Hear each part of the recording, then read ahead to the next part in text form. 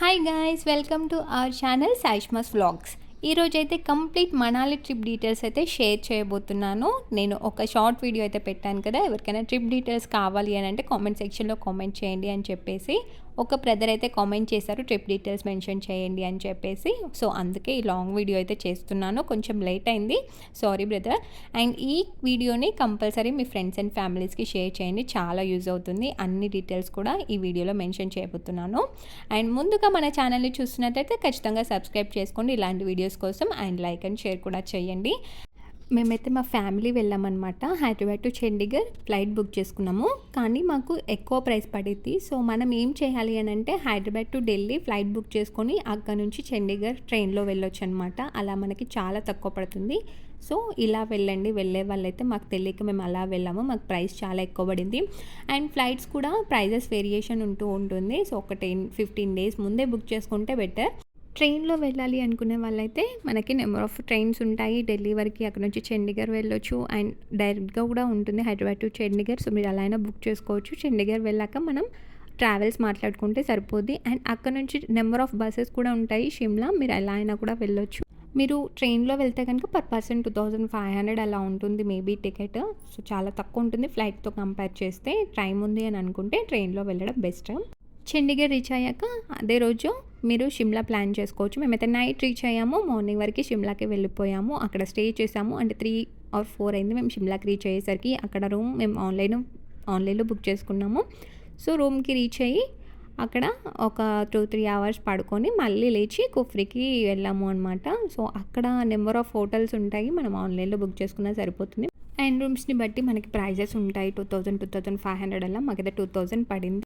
Through out the journey సీనరీసే ఉంటాయి, ఎక్కడ చూసినా గ్రీనరీ. అండ్ కుఫ్రీ రీచ్ అయిన తర్వాత మనకి ఒక 3 kilometers ఉంటుంది పైనకి వెళ్ళాలంటే. ట్రెక్కింగ్ లాగా ఉంటుంది, మరి అంతగా ఏముండదు, but horse ride compulsory. So per person మాకు 1500 అలా చెప్పారు. అండ్ కొన్ని యాక్టివిటీస్ కూడా కవర్ అవుతాయి అనేసి అన్నారు, కానీ మేము 4 members కదా, సో 3500 అలా చెప్పాము. సో ఓకే అన్నారు. అండ్ యాక్టివిటీస్ కూడా మనకి కింద ప్యాకేజ్ లాగా మాట్లాడుకోవడం కంటే పైనకి వెళ్ళాక మీరు ఏ యాక్టివిటీస్ అయితే చేయాలనుకున్నారో ఆ యాక్టివిటీస్ చేస్తే బెటర్. ఎందుకు అని అంటే మాకైతే ఏం అనిపించలేదు, జస్ట్ హార్స్ రైడ్ ఒక్కటే బాగా అనిపించింది. అక్కడికి వెళ్ళాక యాక్టివిటీస్ నార్మల్గా ఉన్నాయి అన్నీ కూడా. అండ్ మేము ప్యాకేజ్ తీసుకున్నాం కాబట్టి మేము ఒక 2-3 యాక్టివిటీస్ అయితే చేసాము.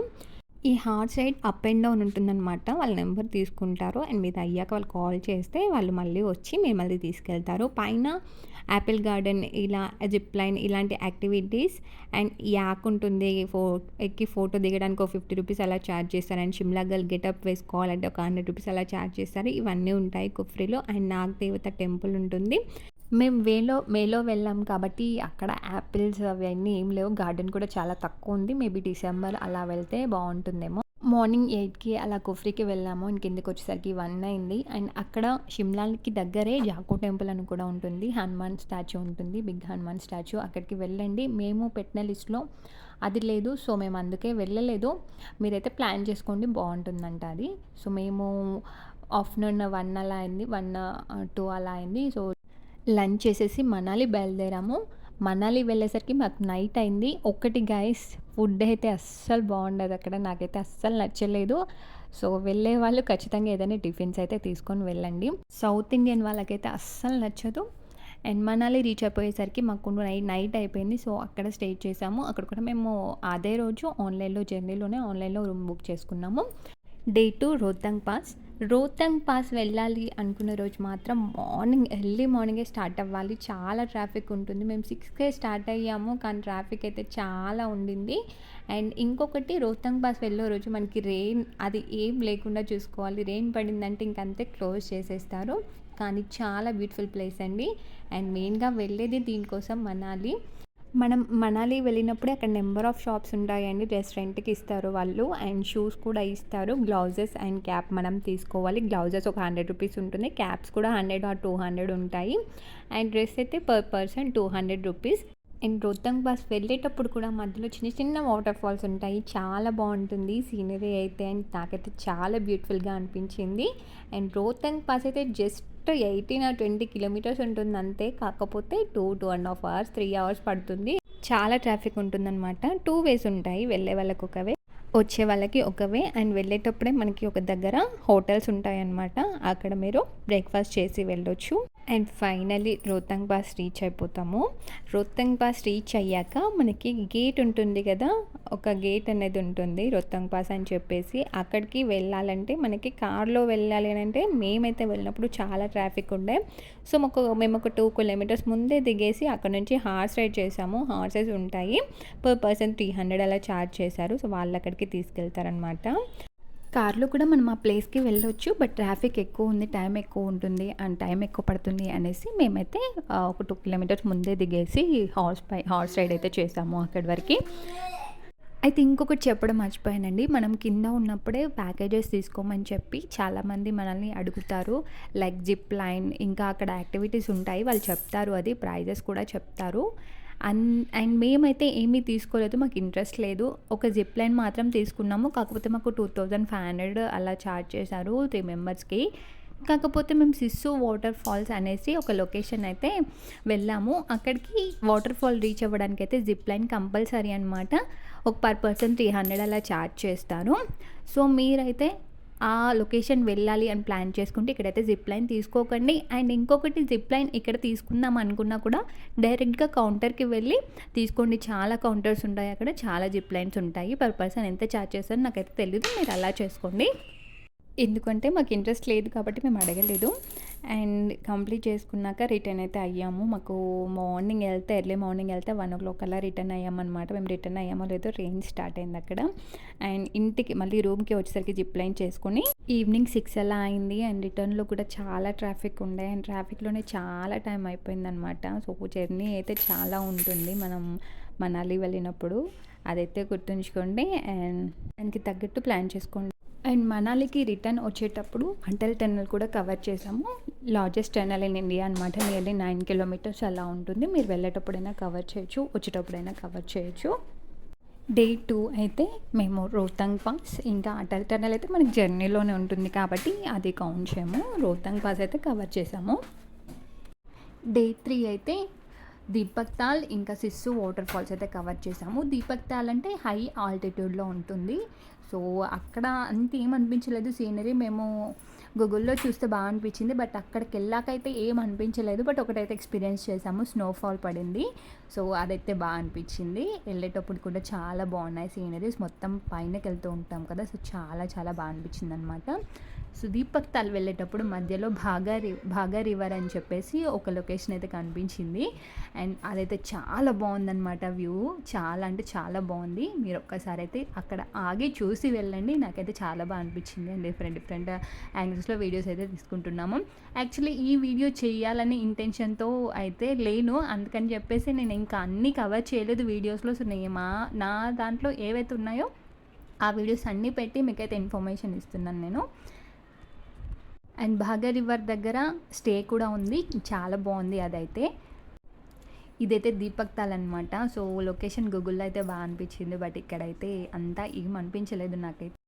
జర్నీ కూడా చాలా ఎక్కువే ఉంది. ఇదే చెప్పాను కదా బ్రిడ్జ్ అని చెప్పేసి. అక్కడ ఫొటోస్ వీడియోస్ కావాలి అనుకున్న వాళ్ళైతే అక్కడికి వెళ్ళొచ్చు. అండ్ స్నో వాళ్ళైతే ఎక్స్పీరియన్స్ చేశానని చెప్పాను కదా. ఇది సిస్సు వాటర్ ఫాల్ అనమాట. సిస్సు వాటర్ ఫాల్కి రీచ్ అవ్వాలి అంటే మనకి zip line compulsory, per person 300 charge చేస్తారు.